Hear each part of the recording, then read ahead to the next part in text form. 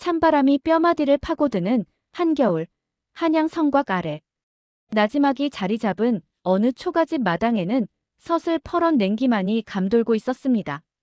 불과 석 달 전만 해도 이 집에는 서책 읽는 소리와 단란한 웃음꽃이 피어났건만 이제는 주인을 잃은 적막함만이 가득했습니다. 방 안에는 젊은 나이에 청산과부가 된 여인, 명이 홀로 앉아 있었습니다. 그녀의 앞에는 남편이 남긴 몇 권의 서책과 빛바랜 문중의 문서들이 놓여 있었지만 그를 모르는 그녀에게 그것은 그저 검은 먹물이 묻은 종이 쪼가리에 불과했습니다. 명희는 본래 가난한 집안에서 태어나 입에 풀칠하기도 바쁜 세월을 보냈습니다. 그러다 운 좋게 성품 고든 선비와 연이 닿아 혼인을 하게 되었고 남편은 글 모르는 아내를 구박하기는커녕 임자의 마음씨가 비단보다 고우니 그것으로 족하다며 늘 따뜻하게 감싸주었습니다. 하지만 하늘도 무심하시지 남편은 과거 시험을 위해 상경하던 길에 갑작스러운 곡부를 이기지 못하고 허망하게 세상을 떠나고 말았습니다. 슬픔이 채 가시기도 전에 더 큰 시련이 닥쳐왔습니다. 남편의 장례가 끝나자마자 문중의 어른들이라는 작자들이 들이닥친 것입니다. 그들은 남편이 생전에 문중의 땅을 담보로 큰 빚을 졌다는 얼토당토하는 주장을 펼치며 종이 한 장을 내밀었습니다. 자, 여기 보아라. 내 남편의 수결이 찍힌 문서다. 이 집과 남은 전답은 모두 문중으로 귀속되는 것이 마땅하니 너는 이만 몸을 일으키거라. 명희는 눈동자를 떨며 문서를 내려다보았습니다. 하지만 까막눈인 그녀가 할 수 있는 일은 아무것도 없었습니다. 그저 남편이 쓰던 붓자국과 비슷한 문양이 찍혀 있다는 것만 짐작할 뿐 그 안에 담긴 탐욕의 언어들을 읽어낼 재간이 없었습니다. 문중 어른들은 글 모르는 과부를 비웃듯 혀를 차며 몰아세웠습니다. 글 한자 모르는 계집이 무엇을 알겠느냐? 죽은 자는 말이 없고 문서는 이렇게 버젓이 살아있거늘. 억울하면 글이라도 배워두지 그랬느냐? 그들의 말은 송곳처럼 명희의 가슴을 후벼 팠습니다. 글을 모른다는 것이 단순히 불편한 일이 아니라 자신의 삶과 소중한 추억을 통째로 도둑맞게 하는 치명적인 약점이 된다는 사실을 그녀는 뼈저리게 깨달았습니다. 결국 명희는 남편의 채취가 남은 작은 보따리 하나만을 챙긴 채 정든 집에서 쫓겨나야 했습니다. 대문을 나서는 명희의 등 뒤로 차가운 눈발이 날리기 시작했습니다. 갈 곳 없는 신세가 된 그녀는 눈 덮인 한양의 뒷골목을 정처 없이 헤매었습니다. 배고픔보다 더 무서운 것은 사람들의 시선이었습니다. 글 모르는 과부는 세상 어디에서도 환영받지 못하는 존재였습니다. 시장통에서 삭바느질감을 구하려 해도 장부 하나. 적을 줄 모르는 이에게 어찌 일을 맡기겠느냐는 타박만이 돌아왔습니다. 명희는 얼어붙은 손을 입김으로 녹이며 생각했습니다. 내 비록 글은 모르나 이대로 주저앉아 굶어 죽지는 않으리라. 저들이 글자로 나를 속였다면 나는 이 세상의 이치를 몸소 깨우쳐 다시 일어서리라. 차가운 겨울밤 명희는 남산 밑 무너져가는 사당 처마 밑에 몸을 뉘었습니다. 살을 애듯 차가운 바닥이었지만 그녀의 눈빛만은 그 어느 때보다 형형하게 빛나고 있었습니다. 그것은 서러운 눈물이 아니라 자신을 기만한 세상을 향한 오기와 반드시 살아남겠다는 강인한 의지의 불꽃이었습니다. 한양 최고의 거상이 될 전설적인 과부의 이야기는 바로 이 비참하고도 서글픈 겨울밤의 끝자락에서 시작되고 있었습니다. 집을 잃고 정처 없이 걷던 명희가 당도한 곳은 한양 성곽 끝자락의 외진 고갯길이었습니다. 몰아치는 눈보라를 피해 잠시 바위 뒤에 몸을 숨기고 있을 때 멀리서 가느다란 신음소리가 들려왔습니다. 소리를 따라가 보니 누더기를 걸친 한 노인이 탈진한 듯 눈밭에 쓰러져 있었습니다. 명희는 자신의 처지도 막막했지만 차마 죽어가는 사람을 외면할 수 없었습니다. 그녀는 품 안에서 소중히 간직하던 마지막 주먹밥과 혼니불을 꺼내 노인을 돌봤습니다. 한참 뒤 정신을 차린 노인은 명희를 빤히 바라보더니 껄껄 웃으며 말했습니다. 글 모르는 여인이 마음씨는 비단보다 곱구나. 내 눈을 보니 억울한 사연이 가득한데 어찌하여 나 같은 노인을 구했느냐? 음영이는 담담히 자신의 사정을 털어놓았습니다. 그를 몰라 재산을 뺏기고 세상에 비웃음을 샀던 서러운 이야기를 말입니다. 노인은 지팡이를 짚고 일어나며 묘한 미소를 지었습니다. 글자라는 것은 사람의 눈을 가리는 가리개와 같느니라. 양반들은 종이 위에 적힌 검은 먹물에 매달려 세상의 참모습을 보지 못하지. 하지만 너는 다르다. 너는 이제부터 글을 배우려 하지 말고 사람의 눈을 읽는 법을 배워라. 명의가 그 뜻을 물으려 하자 노인은 말을 이었습니다. 시장에 가서 사람들이 무엇을 간절히 원하는지, 입으로는 거짓을 말해도 눈은 어디를 향하는지 살피거라. 글자 속에 갇힌 지식보다 사람의 욕망을 꿰뚫는 해안이 너를 한양의 주인으로 만들어줄 것이다. 명의가 고개를 숙여 인사하고 다시 고개를 들었을 때 노인은 간데없고 눈 위에는 기이하게도 발자국조차 남아있지 않았습니다. 그날 이후 명의는 남산 및 사당을 거처로 삼고 매일같이 저작거리로 나갔습니다. 노인의 말대로 그녀는 장부를 적는 대신 사람들의 표정을 관찰했습니다. 물건값을 깎으려 애쓰는 안악의 초조함, 가짜 물건을 팔면서 눈동자를 굴리는 상인의 불안함, 그리고 권세가들의 화려한 옷차림 뒤에 숨겨진 탐욕까지. 명의는 세상이라는 거대한 책을 눈으로 읽기 시작했습니다. 어느 날 명의는 시장 한복판에서 사람들이 버린 깨진 사기 그릇 조각들을 모으기 시작했습니다. 상인들은 미친 과부가 쓰레기를 줍는다며 손가락질했지만 명의는 그들의 비웃음 속에서 새로운 기회를 보았습니다.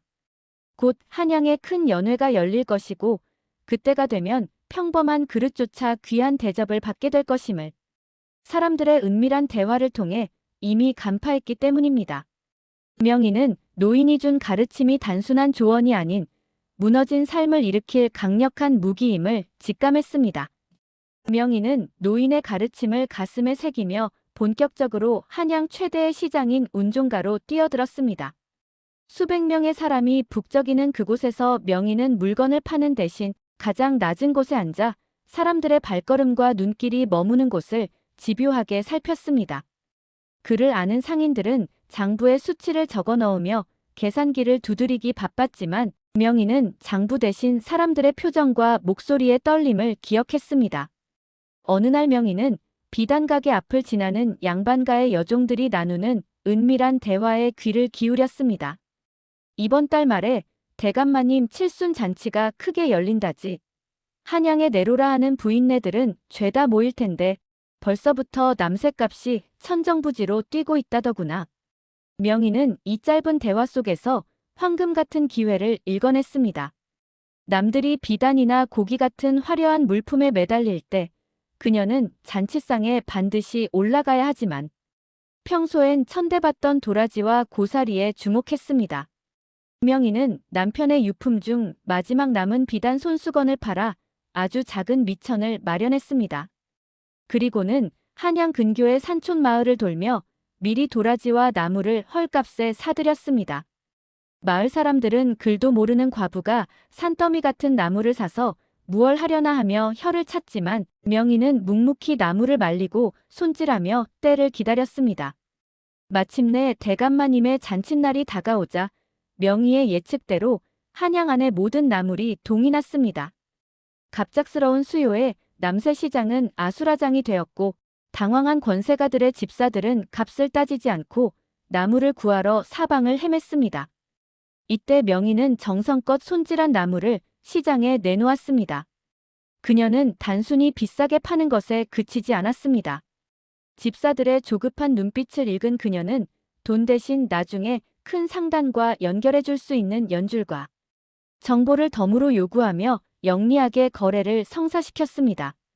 단 한 번의 거래로 명의는 처음 마련했던 미천의 수십 배에 달하는 이문을 남겼습니다. 하지만 그녀는 자만하지 않았습니다. 번 돈으로 화려한 옷을 사는 대신 더 넓은 시장의 흐름을 파악하기 위해 주막의 식모로 자처해서 들어갔습니다. 그곳은 한양의 모든 소문이 모이고 흩어지는 정보의 보고였기 때문입니다. 명희는 주막에서 술상을 나르며 취객들이 흘리는 사소한 정보들을 머릿속에 그물처럼 엮었습니다. 어느 가문이 가세가 기울어 골동품을 내놓는지, 어느 상단이 이번에 독점권을 따내려 하는지 그녀의 머릿속에는 글자 없는 거대한 장부가 만들어지고 있었습니다. 그를 모르는 과부가 시장의 생리를 몸소 깨우치며 한양 상권을 뒤흔들 거물로 성장하는 첫걸음이었습니다. 명희의 이름이 한양 저작거리에 소문나는 데는 그리 오랜 시간이 걸리지 않았습니다. 글 한자 모르는 과부가 귀신같이 돈 냄새를 맡는다는 이야기는 담장을 넘어 고관대작들의 귀에까지 들어갔습니다. 당시 한양의 권세가들은 겉으로는 청렴을 내세웠지만 뒤로는 막대한 비자금을 관리하느라 골머리를 앓고 있었습니다. 그들에게 글을 모르는 명의는 아주 매력적인 도구로 보였습니다. 글을 모르니 장부를 조작해 빼돌릴 염려도 없고 혹여 문제가 생겨도 무식한 과부의 실수로 몰아 꼬리를 자르기 쉬웠기 때문입니다. 어느 깊은 밤 명의가 머물던 작은 거처로 화려한 가마 한 대가 찾아왔습니다. 가마에서 내린 이는 당대 최고의 세도가인 김대감의 집사였습니다. 그는 주위를 살피더니 명의 앞에 묵직한 비단 주머니와 두꺼운 문서 꾸러미를 내밀었습니다. 내가 글은 몰라도 새만 하는 기가 막히다지. 우리 대감마님께서 너의 그 재주를 높이 사셨다. 여기 있는 재물들을 시장에 굴려 그 이문을 남기거라. 대신 이 문서들은 내가 보관하되 절대 누구에게도 보여주어선 안 된다. 명의는 집사의 눈동자를 빤히 바라보았습니다. 그의 눈에는 탐욕과 함께 언제든 이용하고 버리겠다는 오만함이 서려 있었습니다. 명의는 그것이 위험한 독배임을 직감했습니다. 하지만 동시에 이것이 신분 상승의 사다리가 될 수 있음도 깨달았습니다. 명의는 공손히 머리를 숙이며 제안을 받아들였습니다. 대감마님의 뜻을 어찌 거역하겠습니까? 비록 까막눈이나 맡겨주신 재물은 10배, 20배로 불려 올리겠습니다. 그날부터 명의는 권세가들의 은밀한 자금을 관리하는 비밀금고 역할을 하기 시작했습니다. 김대감뿐만 아니라 다른 양반들도 앞다투어 그녀에게 돈을 맡겼습니다. 명의는 그를 모르는 척 연기하며 그들이 맡긴 문서들을 창고 깊숙한 곳에 쌓아두었습니다. 양반들은 명의가 장부를 읽지 못하니 자신들의 구린 뒷거래를 절대 알지 못할 것이라 확신하며 안심했습니다. 그러나 그들은 하나만 알고 둘은 몰랐습니다. 명의는 글자는 읽지 못해도 문서에 찍힌 인장의 문양과 종이의 재질, 그리고 돈이 오가는 시점을 정확히 기억하고 있었습니다. 그녀는 양반들의 자금을 굴려 막대한 이익을 남겨주는 한편 그 과정에서 드러나는 권세가들의 치부와 약점들을 머릿속 장부에 하나하나 기록해 나갔습니다. 양반들은 명의를 부리기 쉬운 까막눈 과부라 비웃으며 돈잔치를 벌였지만 명의는 그들의 머리 위에서 더 큰 판을 짜고 있었습니다. 권세가들의 은밀한 제안은 명의를 파멸시키기 위한 함정이었으나 명의는 오히려 그 함정의 흙을 파내어 자신이 올라설 거대한 성을 쌓고 있었던 것입니다. 권세가들의 돈이 쌓여갈수록 명의를 향한 질투와 의심은 독버섯처럼 피어올랐습니다. 특히 명의를 가장 가까이서 이용했던 김대감은 최근 조정 내에서 자신의 비자금 흐름이 조사받고 있다는 낌새를 채고 안절부절 못했습니다. 그는 자신의 결백을 증명하기 위해 누군가를 낭떠러지로 밀어버려야 했고 글 모르는 명의야말로 모든 죄를 뒤집어 씌우고 입을 막기에 가장 완벽한 희생양이었습니다. 평소와 다름없이 저녁장을 마감하던 어느 늦은 밤 명의가 머물던 상단의 뒷방으로 관아의 포졸 수십 명이 들이닥쳤습니다. 어명이니라. 나랏돈을 횡령한 대역죄인 명의를 압송하라. 서슬퍼런 외침과 함께 명의는 대처할 틈도 없이 바닥으로 내팽개쳐졌습니다. 포졸들은 방 안을 샅샅이 뒤져 기둥 밑바닥을 뜯어냈고 미리 김대감 측에서 심어두었던 집사가 기다렸다는 듯 두툼한 장부 하나를 꺼내 들었습니다. 찾았습니다. 여기 이 요망한 과부가 나랏돈을 횡령하고 대감마님들의 수결을 위조하여 막대한 재산을 빼돌린 상세한 기록이 여기 있습니다. 명희는 차가운 관아 바닥으로 끌려갔습니다. 형장에는 김대감이 서슬 퍼런 눈빛으로 앉아 있었고 주위에는 소문을 듣고 몰려든 구경꾼들이 가득했습니다. 김대감은 위험 섞인 목소리로 명희를 다그쳤습니다. 네 이놈. 글자 한자 모르는 무식한 계집이 감히 나랏돈에 손을 대고 대감들의 문서까지 위조하다니. 여기 내 이름이 적힌 장부가 버젓이 살아있거늘 어찌 하늘이 두렵지 않으냐. 어서 내가 이 모든 일을 꾸몄다고 자백하거라. 명희는 포박된 채 무릎을 꿇었지만 그녀의 눈빛만은 꺾이지 않았습니다. 김대감이 흔들어 보이는 장부를 훑어보았습니다. 그 속에는 명희가 읽을 수 없는 복잡한 한자와 붉은 인장들이 가득했습니다. 하지만 명희는 본능적으로 느꼈습니다. 그동안 그녀가 손끝으로 만졌던 엽전의 촉감, 은밀히 오갔던 돈괴의 무게, 그리고 돈이 건네질 때 양반들이 흘렸던 비굴한 웃음소리와 이 장부의 내용은 전혀 맞지 않았습니다. 이것은 명희를 죽이기 위해 누군가 공들여 만든 거짓의 성이었습니다. 대감마님, 저는 그를 모릅니다. 하지만 제가 만진 돈의 무게와 그 돈이 오간 날의 바람소리, 그리고 마님의 집사가 돈을 건넬 때 났던 그 특유의 향취까지 하나하나 기억합니다. 이 장부에는 제가 겪지 않은 거짓이 담겨 있습니다. 명희의 말에 김대감은 미친 듯이 웃음을 터뜨렸습니다. 무식한 자의 헛소리로구나. 그를 모르는 내가 어찌 이 장부가 가짜임을 증명한단 말이냐. 이 종이 위에 적힌 글자가 곧 진실이고 법이다. 이 문서는 움직일 수 없는 증거니라. 주변 사람들도 동요하기 시작했습니다. 글도 모르는 게 욕심을 부리더니 꼴 좋다. 역시 배운 게 없으니 도둑질부터 배우는구나라며 돌팔매질 같은 비난이 쏟아졌습니다. 김대감은 의기양양하게 형판을 내리치며 주리를 틀 것을 명했습니다. 어서 고해라. 너를 사주한 자가 누구이며 어떻게 위조했는지 말이다. 굵은 몽둥이가 다리 사이를 파고들었고 명희는 비명을 참으며 입술을 깨물었습니다.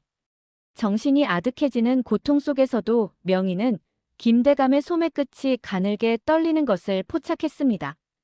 또한 그가 장부를 넘길 때 특정 페이지를 황급히 가리며 넘겼다는 사실을 놓치지 않았습니다. 명희는 깨달았습니다. 저 장부에는 자신을 죽일 함정도 있지만 동시에 김대감이 미처 지우지 못한 자신의 치부도 섞여 있을 것이라고. 저들은 종이에 적힌 글자로 나를 죽이려 하지만 나는 저들이 종이 뒤에 숨긴 진실로 살아남으리라. 명희는 피냄새 진동하는 형장 위에서 인생 최대의 도박을 준비하기 시작했습니다. 목숨이 경각에 달린 순간 까막눈 과부의 눈에는 오히려 글자보다 더 선명한 진실의 궤적이 보이기 시작했습니다. 형장의 공기는 무겁게 가라앉아 있었습니다. 다리를 파고드는 고통에 명희의 얼굴은 창백해졌지만 그녀의 두 눈은 오히려 형장 위에 놓인 그 거짓 장부를 꿰뚫어 보고 있었습니다. 김대감이 승리를 확신하며 비열한 미소를 짓던 그때 명희가 피 섞인 침을 뱉어내며 입을 열었습니다. 대감마님, 저는 그를 모릅니다. 하지만 제 손때가 묻은 장부는 냄새만 맡아도 압니다. 그 장부 15번째 장을 넘겨보시지요. 거기에 제가 찍어둔 특별한 인장이 있을 것입니다. 김대감은 당황하며 급히 장부의 15번째 장을 펼쳤습니다. 하지만 그곳에는 아무것도 없었습니다. 김대감이 버럭 화를 내며 외쳤습니다. 아무것도 없지 않으냐? 감히 신성한 형장에서 관을 능멸하려 들다니. 그때 명희가 서늘하게 웃으며 대답했습니다. 그렇지요.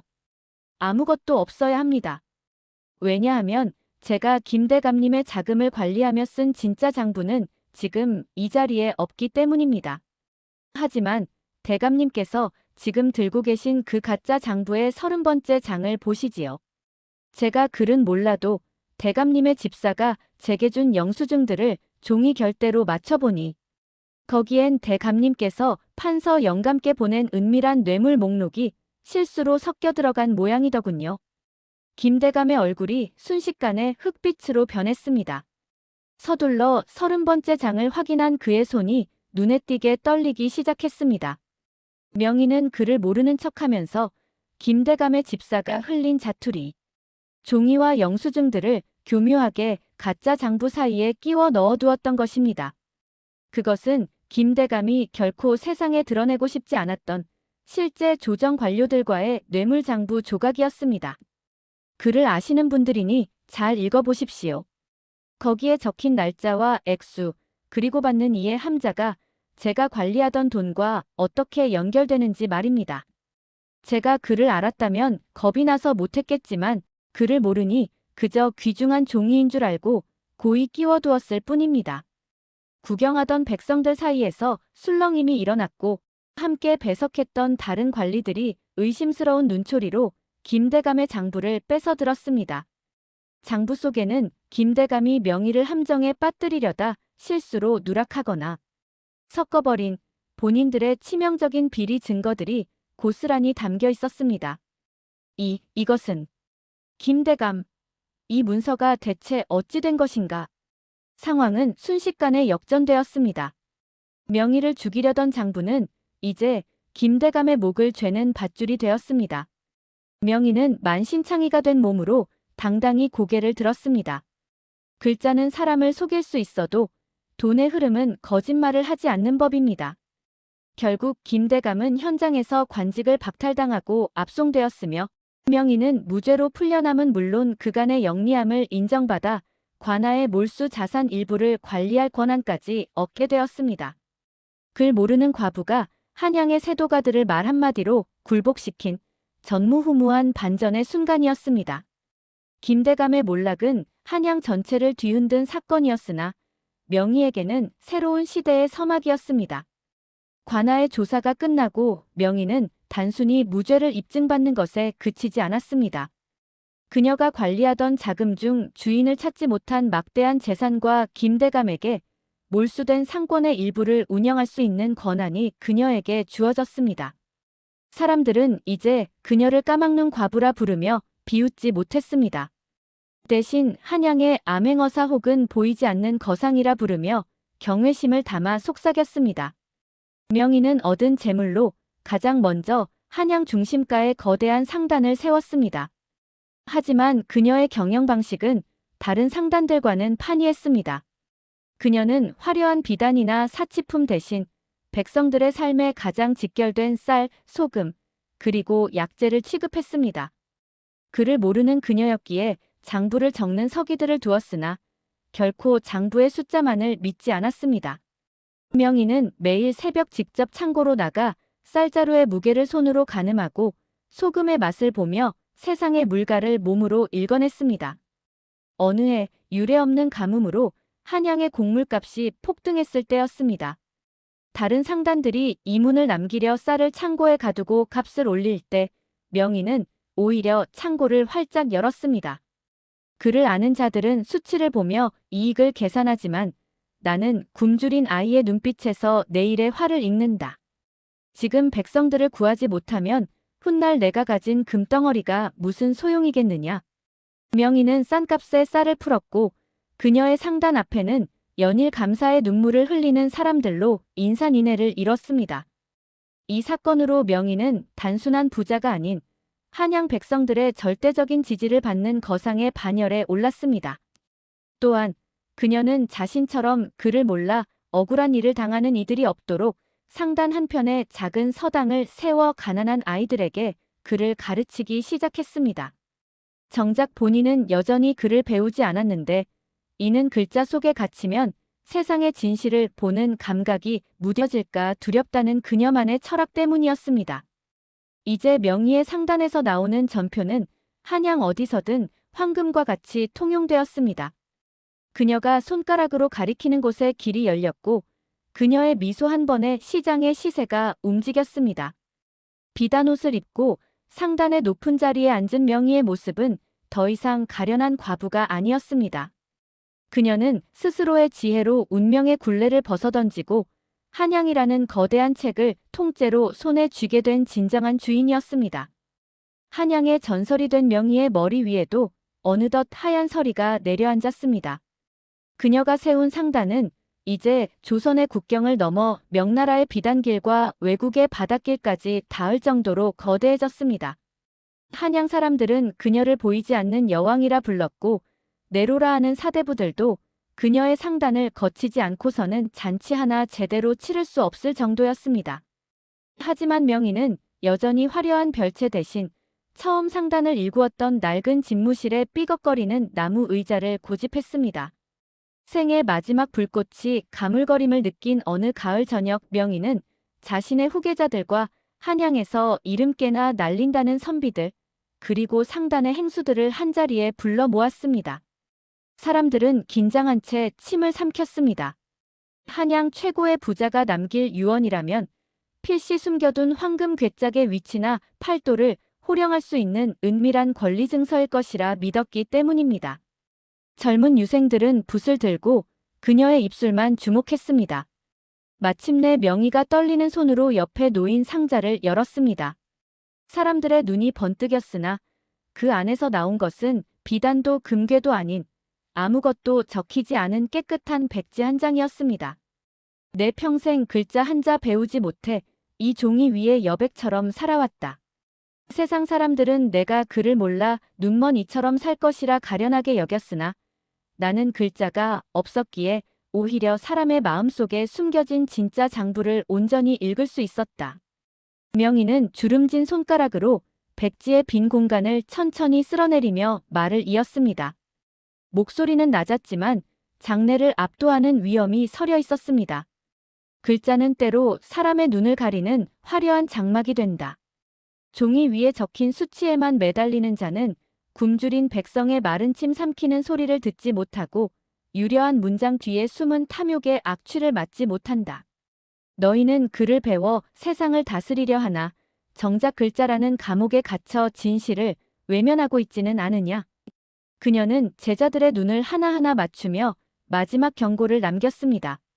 내 전 재산의 절반은 이 땅의 가난한 병자들을 위한 활인서에 기부하고 나머지는 글을 몰라 억울하게 땅을 뺏긴 과부들과 고아들을 위한 배움의 터를 닦는 데 써라. 단 그들에게 글자만 가르치지 말고 사람의 눈빛을 읽고 진심을 나누는 법을 먼저 가르치거라.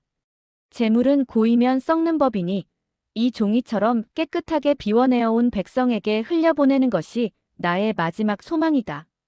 유언을 마친 명희는 창밖으로 지는 붉은 노을을 바라보며 평온하게 눈을 감았습니다. 그날 밤 한양의 저작거리는 곡소리 대신 기이한 정막에 휩싸였습니다. 다음 날 아침 그녀의 빈소를 찾은 것은 비단 옷을 입은 양반들보다 누더기를 걸친 거지와 집신을 신은 상인들이 더 많았습니다. 훗날 사람들은 그녀의 일대기를 기록하며 책의 첫 장을 비워두었습니다. 그것은 글자보다 깊은 진실을 몸소 보여준 까막눈 거상에 대한 최고의 예우였습니다. 그녀가 남긴 빈 종이는 그 어떤 화려한 경전보다 날카롭게 세상의 허례허식을 꾸짖으며 진정으로 귀한 것은 눈에 보이지 않는 곳에 있음을 전하는 영원한 전설이 되었습니다. 재밌게 보셨다면 구독, 좋아요 눌러주세요.